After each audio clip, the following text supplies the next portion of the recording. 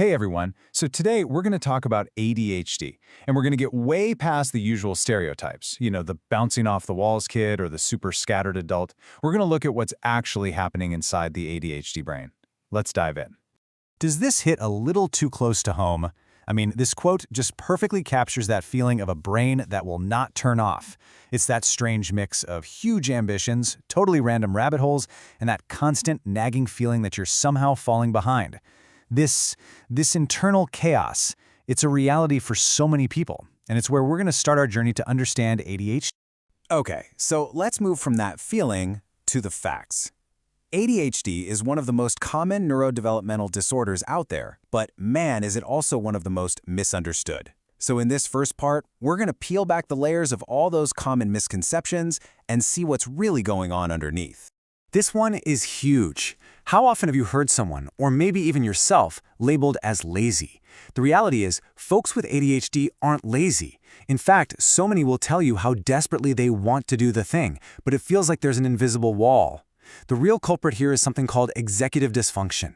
Think of it as a challenge with the brain's management system, the part that's supposed to handle organizing, planning, and just getting started. Just take a second to look at that number, 75%. That is staggering. A massive reason for this huge diagnostic gap is that for decades, pretty much all the research focused on hyperactive little boys. But ADHD doesn't always look like that, especially not in girls and women. And that means countless people have been struggling without any answers, often deep into their adult lives. So what does it look like then? Well, instead of that hyperactivity you can see on the outside, it might be this intense internal struggle. Trouble regulating your own thoughts and feelings, or having really heightened emotional sensitivity. This often leads to higher rates of anxiety and depression. And to cope, many women learn to mask, basically to hide all these difficulties behind this wall of perfectionism, just to avoid being judged. And let me tell you, that is absolutely exhausting. Okay, so now let's go a little deeper. Let's move past the symptoms you can see on the outside and look at the internal reality. Because the behaviors we connect with ADHD, they aren't a choice. They're not a character flaw.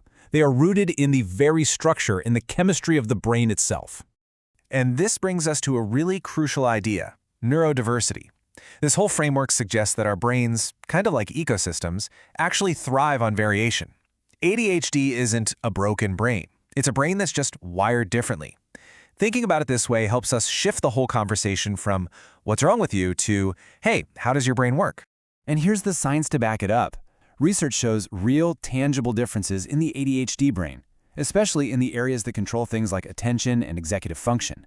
It also affects neurotransmitters. You've probably heard of dopamine, which is key for motivation and feeling rewarded. And there's really strong evidence that it runs in families. So the main takeaway here? It's biology. It's not a choice. So, knowing the biology is really empowering, for sure. But what about the day-to-day? In this next section, we're going to explore some practical, evidence-based strategies and tools that are designed to work with an ADHD brain, not against it. I love this quote because it's so true. Look, medication can be an absolute life changer, a vital tool for so many, but it doesn't magically teach you how to organize your inbox or manage your time.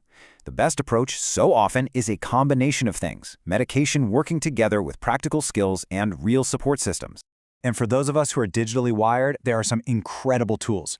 You've got apps like Todoist, which helps you structure your tasks without feeling super rigid. Forest is really cool. It turns focus into a game. You plant a little virtual tree, and it only grows if you stay off your phone. And then there's Headspace, which has these short, guided meditations that are just perfect for calming a racing mind. But hey, tech is not for everyone, right? For more tactile thinkers, simple, old-school analog tools can be just as powerful, if not more so. Bullet journaling gives you this super flexible, all-in-one system to track everything. And who doesn't love a good Post-it note for visual organization? The physical act of writing things down can be a total game changer for memory. A lot of people with ADHD also deal with sensory overload, and simple tools can make a world of difference.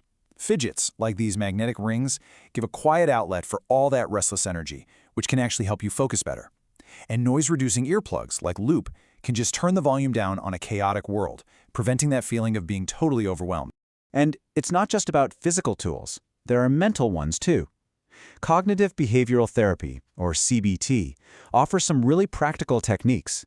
A great one for managing impulsivity is this: stop, think, act.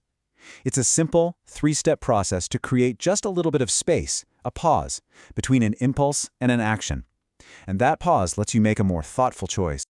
Okay, so we've covered the symptoms, the science, the strategies. Now let's bring it all together with a really powerful shift in perspective.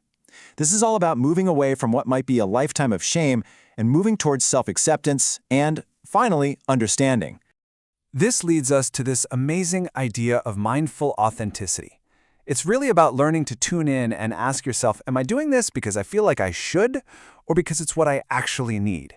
For so many people, especially women with ADHD who've spent years feeling like they're not good enough, developing this internal sense of control is just transformative. It's about finally living life on your own terms. And that really is the core message here today. What if we just reframe this whole conversation? Instead of focusing on trying to fix what we think is wrong, what if we focus on understanding a unique operating system, learning its strengths, and then building a life that actually celebrates it? It's a question that can change everything.